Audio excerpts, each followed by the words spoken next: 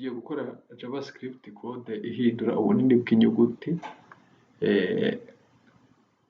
Tubikora duciye muri style.fontsize ukoresheje document.getElement by id, ariko ugaca muri style na css, ugaca muri fontsize ugahindura ubunini bw'inyuguti. Iyi s ugomba kwandika s nkuru, fontsize tugahindura ubunini bw'inyuguti. Reka bari byo dukora hano. Turakoresha iyitwa bracket, ushobora gukoresha indi editor yawe ushatse. Reka tubikore bigaragara. Iyi bracket ikora ibintu mu buryo buri live, ku buryo buri murabona impinduka. Ikintu cya mbere hano tuza gushyiramo ni paragraph iza kugaragaramo ibyo ugiye kwandika, uza guhindura ubunini bwabyo. Mwaramutse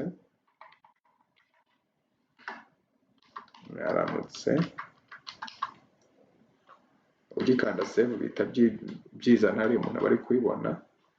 Nicyo cyiza cy'iyi editor yitwa bracket. Ushatse wahita downloading ukagikoresha. Dukeneye button umuntu ari bukandeho bigatera impinduka. Iyo button reka tuyite change size. Nahanga ugomba kuvuga ubwoko bw'iyo button kugira ngo bikunde. Ni type ya button n'ubundi. Ikindi ugomba gushyiraho ni ugikanda save bihita byizana hano. Button urabona ko yajeho.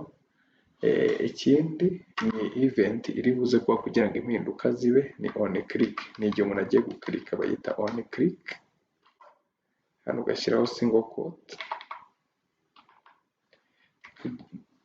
Kugira ngo iyi paragraph ize guhinduka ukeneye gufata id yayo. Ni ukuvuga ngo tugomba gusetinga id y'ino paragraph. Tuyite my paragraph cyangwa se my p. Hano dukeneye gufata ino id. Ahangaha turakoresha document.getElement